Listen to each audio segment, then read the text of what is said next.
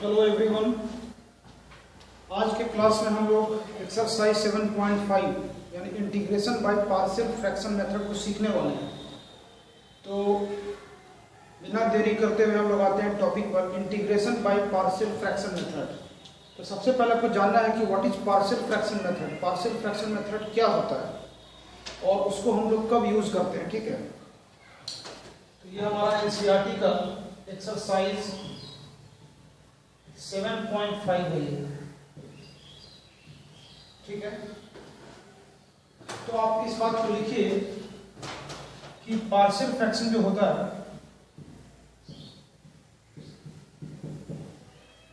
Partial fraction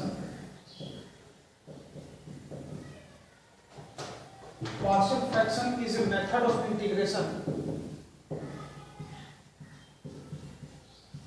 a method of integration,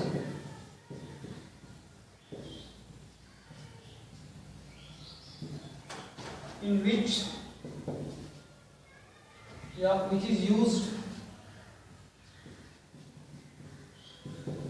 is used to integrate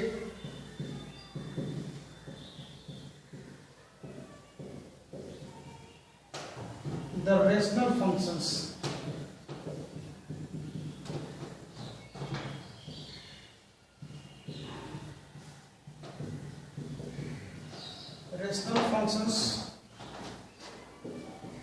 of the form px upon qx, ठीक है। px upon qx form का जो integration होगा, जो integrand होगा, उसको इंटीग्रेट करने के लिए पार्शियल फ्रैक्शन मेथड यूज होता है, जहां की px और qx क्या है, वो पॉलिनोमियल्स है। where px and qx are polynomials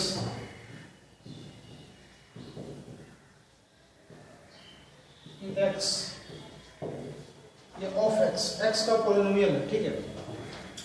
एक पॉलिनोमियल बटा दूसरा पॉलिनोमियल, इसको हम लोग बोलते हैं रेशनल फंक्शन। तो रेशनल फंक्शन को इंटीग्रेट करने के लिए पार्शियल फ्रैक्शन मेथड का इस्तेमाल होता है। ऐसा नहीं है कि सिर्फ इसी मेथड का, और भी मेथड लगा सकते हैं, डिपेंड करता है सवाल के ऊपर। अब इसमें एक इंपॉर्टेंट बात है कि कैसे लगाते हैं, वो आपको बताएंगे उसका क्या नियम है, ठीक है। To write the partial fraction का मतलब क्या होगा, उसको कई सारे टुकड़ों में हम बांट देते हैं, ठीक है। फ्रैक्शन और टुकड़ा होता है, तो उसको पार्ट वाइज करके कई सारे टुकड़े में बांट देते हैं। अब कैसे बांटते हैं उसका कुछ नियम है, ठीक है। तो to write the partial fractions,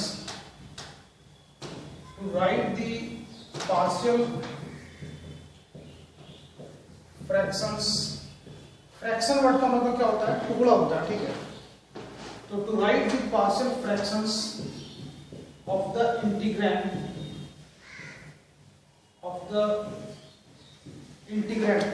का मतलब होता है जिस फंक्शन को इंटीग्रेट करते हैं, है ना, जिस फंक्शन को इंटीग्रेट करते हैं उसको बोलते हैं इंटीग्रैंड। जैसे हम यहाँ पर px by qx को इंटीग्रेट कर रहे हैं, तो px by qx क्या कहलाएगा, इंटीग्रैंड कहलाएगा।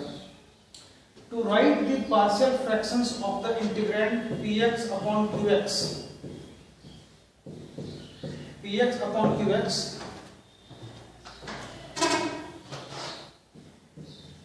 the highest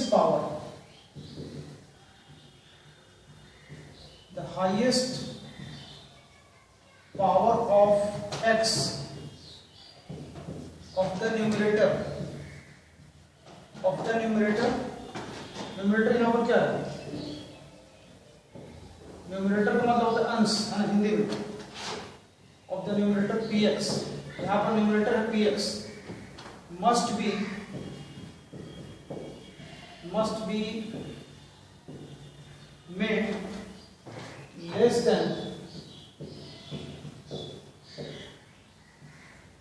than the highest power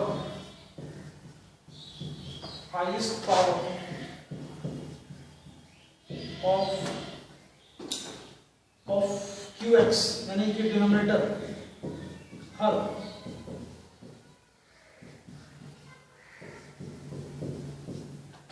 ध्यान से पढ़िए क्या लिखा हुआ है। To write the partial fractions of the integrand px upon qx, px upon qx का पार्शियल फ्रैक्शन लिखने के लिए एक कंडीशन होना चाहिए, जरूरी है।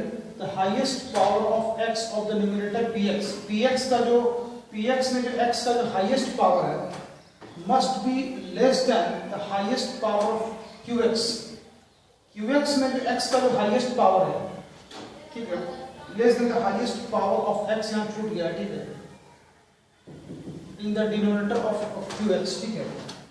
सीधा सा मतलब है कि ऊपर वाले का पावर नीचे वाले के पावर से छोटा होना चाहिए। अगर सवाल में छोटा नहीं है तो हमको डिवाइड करके छोटा करना पड़ेगा। ध्यान से सुनिए, फिर से बोलते हैं, पार्शियल फ्रैक्शन मेथड को लगाने के लिए जरूरी है कि अंश का जो अधिकतम पावर है, यानी ऊपर वाले का जो अधिकतम पावर है वो नीचे वाले के अधिकतम पावर से छोटा होना चाहिए। बराबर भी नहीं होना चाहिए, क्या होना चाहिए, छोटा होना चाहिए। अगर बराबर है या बड़ा है ऊपर वाले का पावर, तो हम नीचे वाले से ऊपर वाले में भाग दे करके ऊपर वाले के पावर को छोटा करेंगे, उसके बाद ही ये मेथड लगेगा। ये बात clear? Also QX should have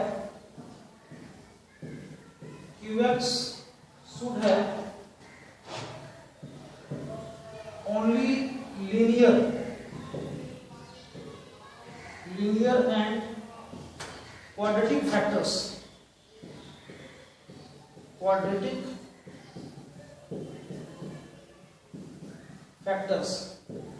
तो ये इंपॉर्टेंट बात है कि पार्शियल फ्रैक्शन मेथड कब लगता है, यानी ये चीज जानना जरूरी है। हमेशा नहीं लगता है, इस बात को समझिए। px upon qx, px polynomial है, qx भी पॉलिनोमियल है, बहुपद है। तो पार्शियल फ्रैक्शन मेथड तभी लगेगा जब नीचे वाले का यानी qx का जब फैक्टराइज करेंगे तो वो फैक्टराइजेशन जो है या तो लीनियर होगा या तो क्वाड्रेटिक होगा या दोनों का कॉम्बिनेशन भी हो सकता है। बात समझ में आ रहा है? नीचे वाले को फैक्टराइज करेंगे, नीचे वाले का गुणनखंड करेंगे तो उसका रैखिक गुणनखंड होगा या द्विघात गुणनखंड होगा या दोनों का कॉम्बिनेशन भी हो सकता है, ठीक है। और क्या जरूरी है, ऊपर वाले का पावर नीचे वाले के पावर से छोटा होना चाहिए, ठीक है। अगर ऊपर वाले का पावर नीचे वाले के पावर से बड़ा है या बराबर है तो पार्शियल फ्रैक्शन मेथड लगाने से पहले, है ना, पार्शियल फ्रैक्शन मेथड लगाने से पहले नीचे वाले से ऊपर वाले में भाग देंगे। क्यों भाग देंगे? क्योंकि भाग देने के बाद ऊपर वाले का पावर नीचे वाले के पावर से छोटा हो जाएगा। अब ये कैसे होगा, ये एग्जांपल से क्लियर होगा, ठीक है। तो पहले आप इसका जो मेन जो कॉन्सेप्ट है उसको लिख लीजिए कि पार्शियल फ्रैक्शन का यूज कब करना है और उसके लिए क्या कंडीशन जरूरी है, इसको आप लिखिए पहले।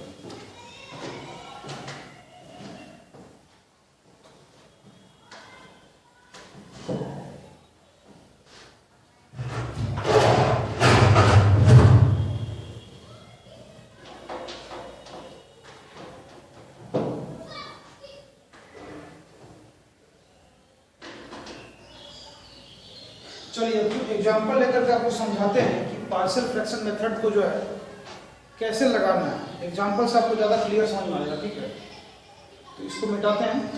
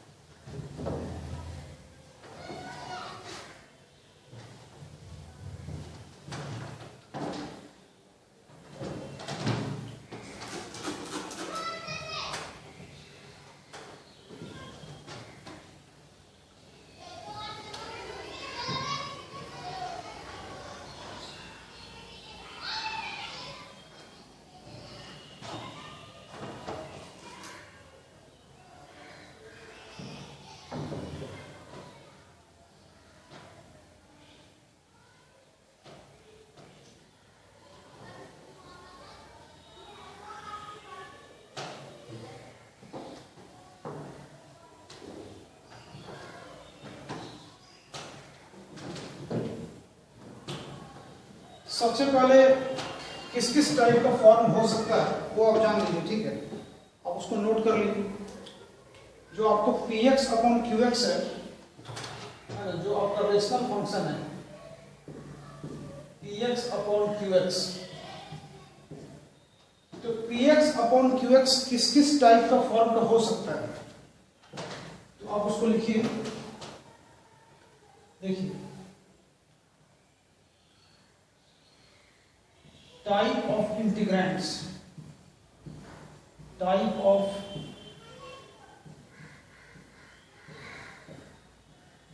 इंटीग्रेंट्स, ठीक है। और यहां पर हम लिख देते हैं पार्शियल फ्रैक्शन।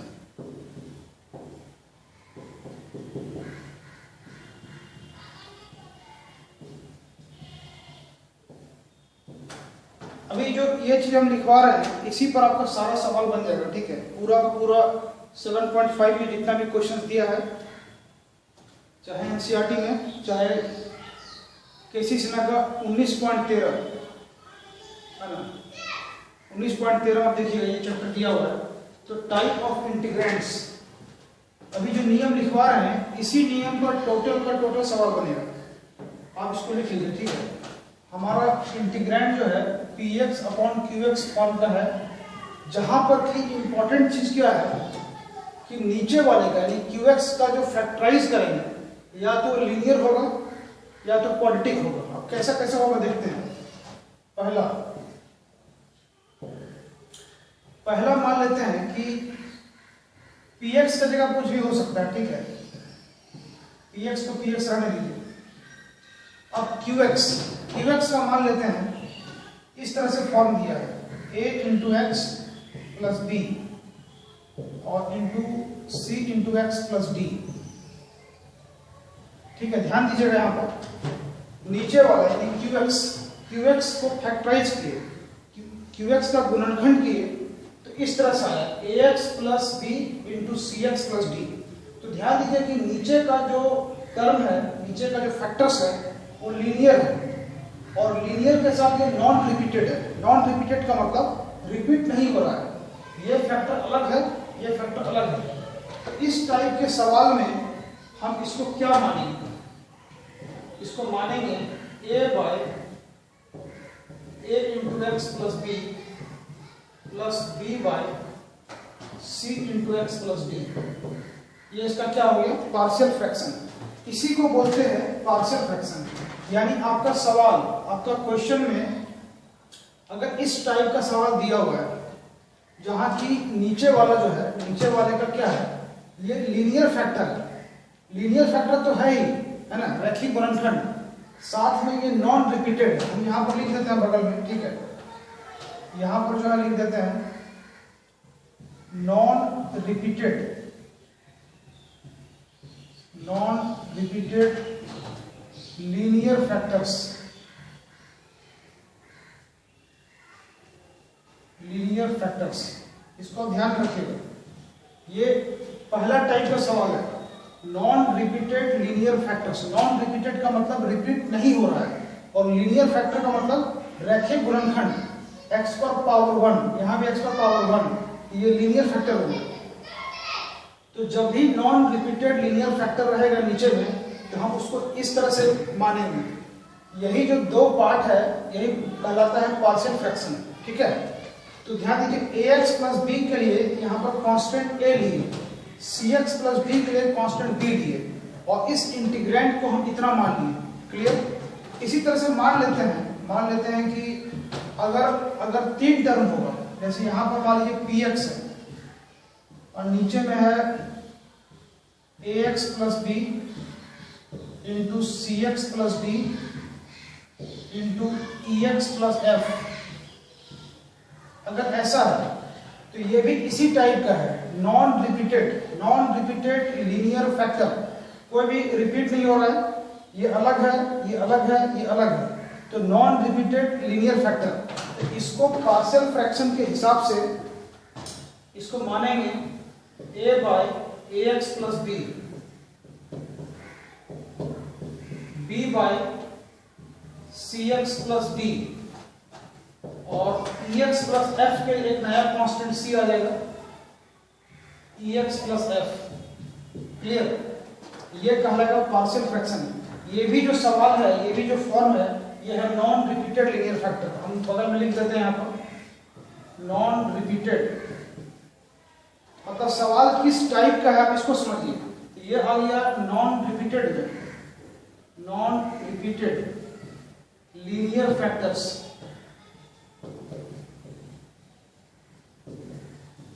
क्लियर? यानी कि डिनोमिनेटर का जो फैक्टराइजेशन किए, गुणनखंड किए, वो नॉन रिपीटेड लीनियर फैक्टर हो गया। तीसरा टाइप लिखिए आप, अगर px by x plus a का होल स्क्वायर है, यानी कि qx को फैक्टराइज करने पर इस टाइप का फॉर्म आ रहा है। ठीक है, x प्लस a का होल स्क्वायर, या मान लेते हैं ऐसे भी लिख सकते हैं इसको मान लीजिए हम ऐसे लिख देते हैं ax प्लस बी। हाँ, ax प्लस बी का होल स्क्वायर। अगर इस टाइप का है तो ये नॉन रिपीटेड में नहीं आएगा। यहाँ होल स्क्वायर है, स्क्वायर रहे चाहे पावर 3 रहे चाहे पावर 4 रहे, तो वो जो है ना पावर, जितना पावर है इसका मतलब उतनी बार रिपीट हो रहा है। ध्यान रखिए, जैसे कि ax प्लस बी का होल स्क्वायर। होल स्क्वायर का क्या मतलब है? रिपीट हो रहा है। इसको लिख सकते हैं ax plus b into ax plus b, 2 बार। अगर पावर 3 होगा तो 3 बार। तो ये एक ही चीज रिपीट हो रहा है। ये नॉन रिपीटेड नहीं कहलाएगा। क्या कहलाएगा? Repeated, repeated linear factor. ध्यान दीजिएगा, ये क्वाड्रेटिक नहीं कहलाएगा। क्या कहलाएगा? Repeated linear factor. तो इसको कैसे ब्रेक करेंगे? इसका नियम है a by ax plus b और plus b by ax plus b का होल स्क्वायर। ध्यान दीजिए यहाँ पर होल स्क्वायर, होल स्क्वायर है तो एक बार ax प्लस बी आएगा, फिर ax प्लस बी का होल स्क्वायर आएगा। बात क्लियर है? ये जो सवाल है या ये जो फॉर्म है, ये क्या कहलाएगा? ये कहलाएगा रिपीटेड, रिपीटेड लीनियर फैक्टर।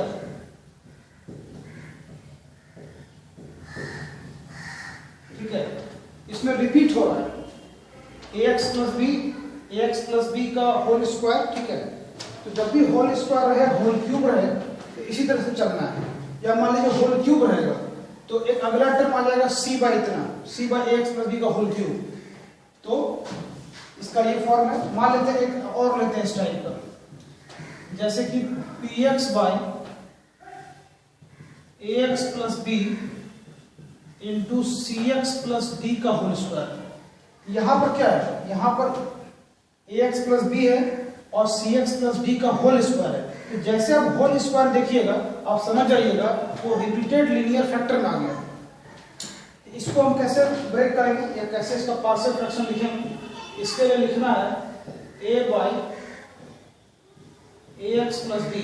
यहाँ ध्यान दीजिए कि ax प्लस बी जो है एक ही बार है, तो हो गया a by ax plus b और cx प्लस डी का होल स्क्वायर, तो b by cx plus d और plus c by cx plus d का होल स्क्वायर। तो जब भी होल स्क्वायर आएगा तो उसमें इस तरह से लिखना है, एक बार cx प्लस डी, उसके बाद cx प्लस डी का होल स्क्वायर। तो ये भी जो है, ये भी आ गया आपको रिपीटेड लीनियर फैक्टर में। तो ये सब फॉर्म है, इसको लिख लीजिए। एक लास्ट का हम आपको लिखवा रहे हैं, 5वां नंबर। 5वां नंबर आप लिखिए इस तरह से। ठीक है, px बाई कोई क्वाड्रेटिक एक्सप्रेशन लेते हैं, जैसे मान लेते हैं कि ax square plus bx plus c। अगर नीचे वाले को फैक्टराइज किए या फैक्टराइज नहीं किए, डायरेक्टली आपको इतना दिया हुआ है इस फॉर्म में, क्वाड्रेटिक एक्सप्रेशन के फॉर्म में दिया है, तो इसका नियम सीधा है। इसको लिखेंगे a into x plus b और by ax square plus bx plus c। अगर नीचे में क्वाड्रेटिक दिया है, क्वाड्रेटिक एक्सप्रेशन दिया है और इसका फैक्टराइजेशन पॉसिबल नहीं है, पहले हमको ट्राई करना है कि इसको गुणनखंड करेंगे। और अगर इसका गुणनखंड पॉसिबल नहीं है, अगर इसको फैक्टराइज नहीं कर सकते हैं, तो हम ये वाला मेथड यूज करेंगे। ax प्लस बी, यानी इसको हम मान लेंगे ax प्लस बी बाई इतना, ठीक है। पांचवा का ये पहला, इसी में दूसरा लिखिए। अगर मान लीजिए कि ऐसा रहे px बाई, जो px लिख रहे हैं वो क्या है, px एक पॉलिनोमियल है, ठीक है। हो सकता है कि पॉलिनोमियल के जगह पर कांस्टेंट भी हो सकता है, कोई भी कांस्टेंट, ऊपर में कांस्टेंट भी हो सकता है, कांस्टेंट भी एक पॉलिनोमियल ही है, ठीक है। और मान लेते हैं कि नीचे में आपको ऐसा दिया हुआ है ax प्लस बी और इंटू मान लेते हैं px स्क्वायर प्लस qx और प्लस r। इसको देखिए ध्यान से, नीचे वाले को देखिए, नीचे वाले में क्या दिख रहा है, एक लीनियर फैक्टर है, एक क्वाड्रेटिक है, और इस क्वाड्रेटिक वाले का फैक्टराइजेशन पॉसिबल नहीं है। पहला कोशिश करना है कि क्वाड्रेटिक वाले को फैक्टराइज करें।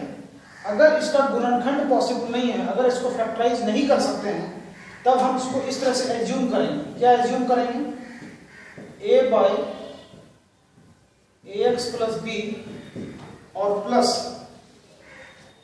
और इस क्वाड्रेटिक वाले के लिए आप इस तरह से लिखिएगा, ठीक है, b into x plus c by px square plus qx plus r, ठीक है। तो क्वाड्रेटिक, ऐसा क्वाड्रेटिक एक्सप्रेशन जिसका कि फैक्टराइजेशन पॉसिबल नहीं है, जिसका गुणनखंड संभव नहीं है, उसके लिए हम इस टाइप का एक्सप्रेशन यूज करते हैं, bx प्लस सी और बाई इतना। यही 4-5 फॉर्म है, स्टैंडर्ड फॉर्म, और इसी पर पूरा का पूरा चैप्टर बनेगा। चाहे आप एनसीईआरटी से बनाइए, चाहे किसी से से बनाइए, चाहे किसी अदर बुक से बनाइए, ठीक है। यही 5 स्पेशल फॉर्म है ना, 5 जो मोस्ट पॉपुलर फॉर्म है, इसके बियॉन्ड नहीं जाएगा आपका सवाल, ठीक है। तो इस 5 फॉर्म को आप लिख लीजिए, फिर आपको हम कुछ एग्जांपल देकर के समझाते हैं कि इसका यूज कैसे करना है, ठीक है। यही है पार्शियल फ्रैक्शन।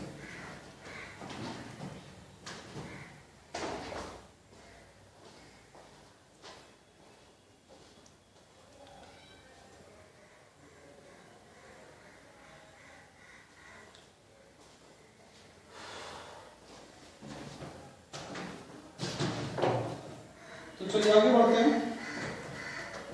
अब आपको ये समझना है कि ये जो रूल है, ये जो नियम है, इसको हम एग्जांपल्स में या क्वेश्चंस में अप्लाई कैसे करेंगे, ठीक है। इसको मिटाते हैं।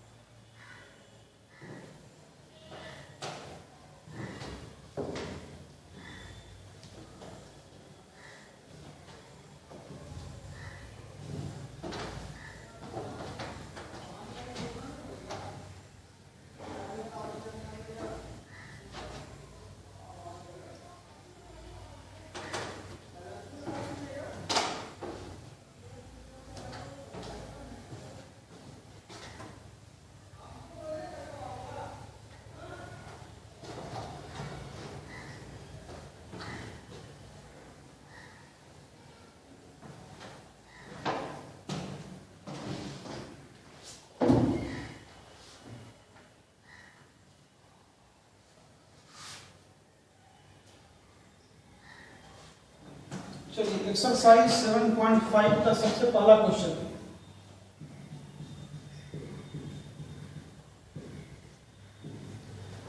सबसे पहला और सबसे आसान, integration of x by x plus 1 into x plus 2।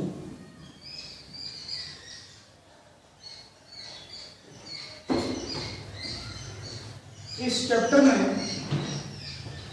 Chapter में कोई भी सवाल जब बनाइएगा, ठीक है, तो पहला चीज गौर कीजिएगा, नीचे वाले का जो फैक्टर है वो किस टाइप का है, बताइए। आप नीचे वाले के फैक्टर को देखिए, ये किस टाइप का फैक्टर है, तो ध्यान से देखिएगा कि ये है नॉन रिपीटेड,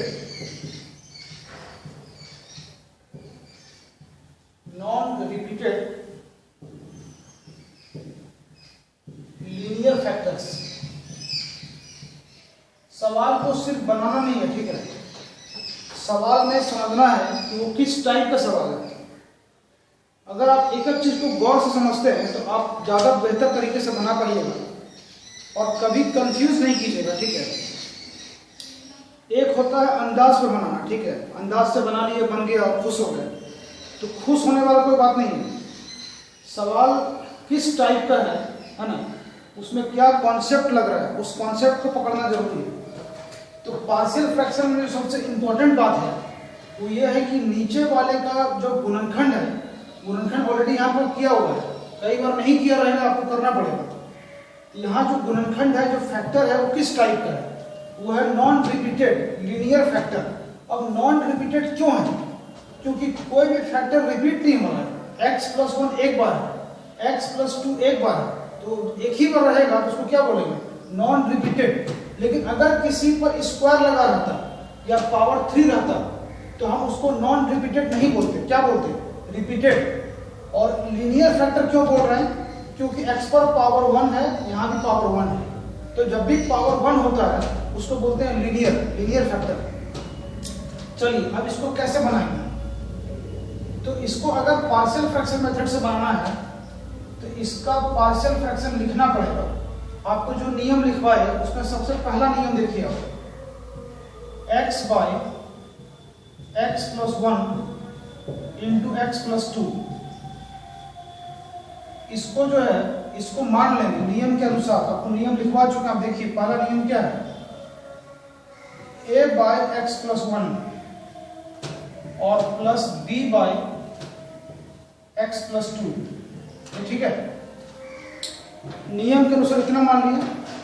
अब यहाँ पर जो मेन काम है, यहाँ पर जो मेन काम है वो है a और b का मान निकालना। a और b क्या है? कांस्टेंट, आर्बिट्रेरी कांस्टेंट, यानी कांस्टेंट माना गया। तो आर्बिट्रेरी कांस्टेंट का वैल्यू कैसे निकलेगा? तो उसको निकालने के लिए क्या करेंगे, इधर एलसीएम ले लीजिए आप, x+1 इंटू x+2। अब ऊपर में हो गया a into x+2 plus b into x+1। अब ध्यान दीजिए, इतना बराबर इतना, पहले तो हम इसको इसके बराबर माने, यहां से एलसीएम लेके इतना लिखे। अब इतना बराबर इतना हो गया तो दोनों का जो हर है, दोनों का जो डिनोमिनेटर है वो सेम है, ये कैंसिल हो जाएगा। अगला, दोनों का न्यूमरेटर यानी दोनों तरफ का अंश को बराबर कर देंगे, यानी a into x+2 plus b into x+1 बराबर x। बात क्लियर है? दोनों तरफ का हर सेम है, दोनों तरफ का जो हर है वो कैंसिल हो गया, दोनों के अंश को बराबर कर दिए, ठीक है। जैसे मान लेते हैं कि a/c बराबर b/c है कि नहीं, तो c कट गया, तो c कट गया, क्या हो गया? a बराबर b, वही बात कर रहा है, ठीक है। अब इसमें करना क्या है? करना है तो a और b का वैल्यू निकालना है। तो उसका तरीका क्या है? उसका तरीका है किसी एक को जीरो कर देंगे, किसी एक को जीरो करेंगे तो दूसरे का मान निकल जाएगा। तो इसको जीरो कैसे करेंगे? देखिए, x क्या है? x वेरिएबल है, तो वेरिएबल का हम कोई भी मान रख सकते हैं। x के जगह पर रखिए -1। यहां पर जैसे -1 पुट करेंगे, -1 प्लस 1, ये पूरा जीरो हो गया। यहां भी रखिए -1 प्लस 2, -1 प्लस 2, 1 हो गया। 1 इंटू a और बराबर x का मान कितना लिए? -1, x का जगह रखिए -1, a निकल गया। इसी तरह से मान निकलता है, ठीक है। इस बात को पकड़िएगा, अगर हमको a निकालना है तो b वाले को जीरो करेंगे और b निकालना है तो a वाले को जीरो करेंगे, ठीक है।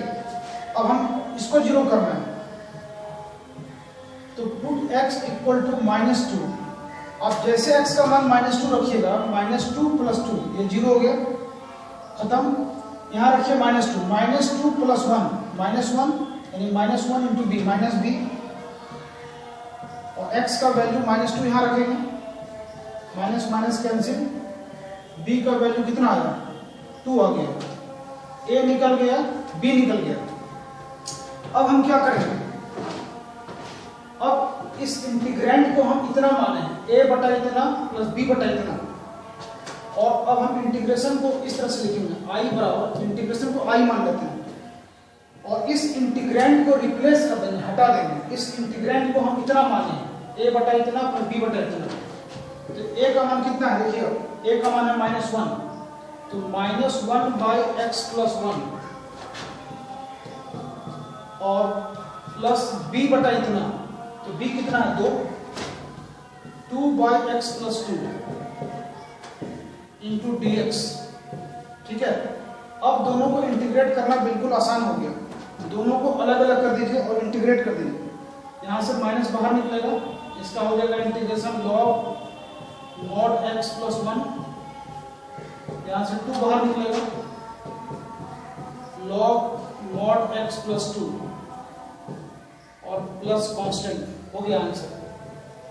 ठीक है, इस आंसर को आप थोड़ा मॉडिफाई भी कर सकते हैं। मॉडिफाई करने की कोई जरूरत नहीं है, लेकिन अगर आपका आंसर नहीं मिला मान लेते हैं, ठीक है, तो कभी कभी बुक में मॉडिफाई कर देते हैं, आगे पीछे कर दीजिएगा। 2 into log mod x plus 2 minus log mod x plus 1 plus c. ठीक है, यहाँ तक छोड़ सकते हैं। इसको और अगर छोटा करना चाहते हैं, हालांकि जरूरत नहीं है, यही ज़्यादा बेटर है, लेकिन अगर छोटा करना चाहते हैं इस इतना बड़ा आंसर को, आपको एक तरीका बताते हैं। ये जो 2 है ना, आगे में मल्टीप्लाई है, इसको पावर बना दीजिए, log x प्लस 2 का होल स्क्वायर। स्क्वायर हो गया तो मॉड लगाने की जरूरत नहीं है, और minus log mod x plus 1 plus constant.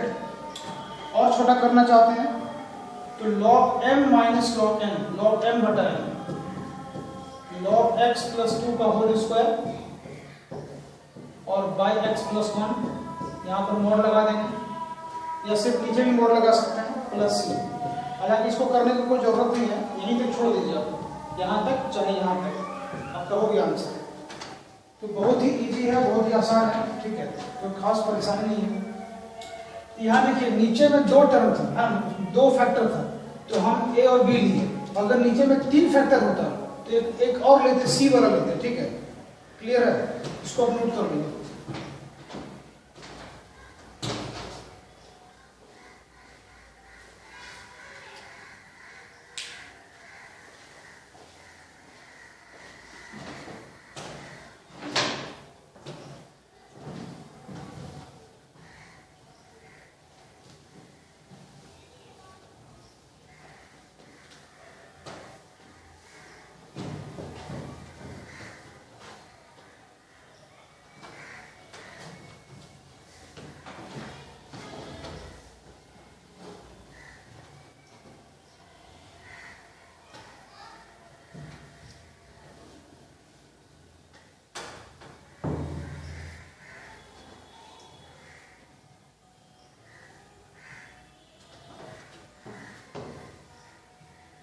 चलिए एक क्वेश्चन और लेते हैं।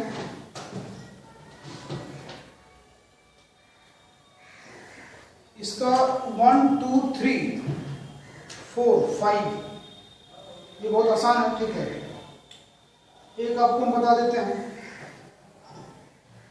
इसका देखिए 7 नंबर, या पहले 5 नंबर देखिए। Integration of 2x by x square plus 3x plus 2 into dx। इस इंटीग्रेशन को समझिए, बहुत आसान है। ठीक है, नीचे वाले को फैक्टराइज करना पड़ेगा, तो नीचे वाले को फैक्टराइज कर देते हैं। x square plus 3x, 3x को क्या लिख सकते हैं 2x प्लस x और प्लस 2। इस दोनों में कॉमन क्या है, इतना हो गया, इसमें 1 कॉमन लीजिए, यानी ये आपका हो गया x plus 2 into x plus 1। तो नीचे वाले को फैक्टराइज कर दिए, तो हो गया 2x by x plus 2 into x plus 1। अब इसको देखिए, नीचे वाले का जो फैक्टर है वो किस टाइप का है, नॉन रिपीटेड लीनियर फैक्टर, तो वही नियम जो बताए सेम, इसको मान लेंगे 2x by x plus 2 into x plus 1 equal to कितना, a by x plus 2 plus b by x plus 1, ठीक है। a by x plus 2 plus b by x plus 1। अब इधर आप एलसीएम ले लीजिए, एलसीएम कितना आएगा, x plus 2 into x plus 1, ठीक है, x plus 2 into x plus 1। अब ऊपर में क्या हो गया, a इंटू एक्स प्लस 1 और b इंटू एक्स प्लस 2। अब दोनों तरफ का हर समान है, दोनों का हर कैंसिल, ऊपर वाले को बराबर कर देंगे, a into x plus 1 plus b into x plus 2 equal to 2x। Clear. अब यहां से a और b का मान निकालना है, तो a का मान निकालना है तो b वाले को 0 करेंगे, तो कैसे 0 होगा, यहां -2 रखिए, तो जैसे -2 पुट करेंगे, -2 प्लस 2 पूरा 0, यहां रखिए -2 प्लस 1 -1 यानी -a, और यहां भी रखिए -2 गुना 2 -4, a निकल गया, a का वैल्यू 4 आ गया। अच्छा, a निकल गया, तो हमको b निकालना है, तो a वाले को 0 करेंगे, x का वैल्यू रखिए -1 प्लस 1 0 खत्म, यहां रखिए -1 प्लस 2 1 हो गया, 1 इंटू b यानी b, और यहां रखिए -1 2 इंटू -1 -2, a निकल गया, b निकल गया। अब हम क्या करेंगे, जो इंटीग्रेशन है, जो मेरा इंटीग्रैंड है, उसको हम इतना माने हैं, इस इंटीग्रैंड को हटा देंगे, इसके बदले में हम इसका इस्तेमाल करेंगे।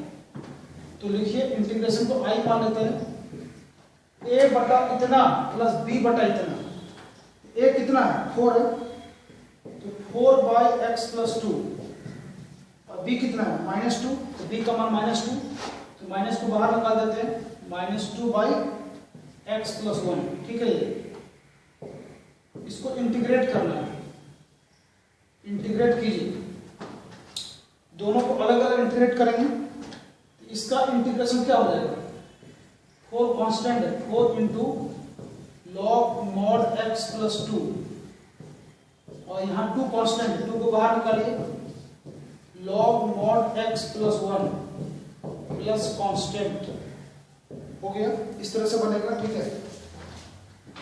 तो कोई खास परेशानी इसमें नहीं है, आपको पता होना चाहिए कि आपका जो सवाल है वो किस फॉर्म का है, repeated, non repeated, linear, quadratic क्या है, उसको पकड़ना है, ठीक है। और 8-10 क्वेश्चन बनाते बनाते जो है आपको सब समझ में आ जाएगा, कोई खास परेशानी इसमें नहीं है, तो इसको नोट कर लीजिए। और 2 वीडियो इस चैप्टर में डालेंगे, ठीक है, और पॉसिबली कल मॉर्निंग तक आपको वो वीडियो मिल जाएगा, कल मॉर्निंग में मिल जाएगा 10 से 11 बजे तक। तो फिलहाल के क्लास में इतना ही रहने देते हैं, और 7.5 का जो कॉन्सेप्ट है, यानी जो थ्योरी है, जो कॉन्सेप्ट है, वो आपको बता दिए हैं, आप खुद से भी बना सकते हैं। एनसीईआरटी का 7.5 जो है, जितना सवाल आप बना सकते हैं आप बनाइए, और अगर कोई सवाल नहीं बनेगा तो हम बताएंगे आपको, ठीक है। मॉर्निंग में इसका 2 वीडियो और बनाएंगे, और कल ये चैप्टर खत्म हो जाएगा, फिर हम लोग 7.6 शुरू कर देंगे, ठीक है। तो आने वाले 3 से 4 दिन में जो है इंटीग्रेशन जो है, इनडेफिनिट इंटीग्रेशन कंप्लीट हो जाएगा, फिर हम लोग डेफिनिट शुरू करेंगे, ठीक है। तो पढ़िए, उसके बाद फिर वेक्टर है, 3D है, वो सब भी ज़्यादा टफ नहीं है, वो भी स्टार्ट करेंगे, ठीक है। आज के क्लास में इतना रहने देते हैं, चलिए बाय बाय।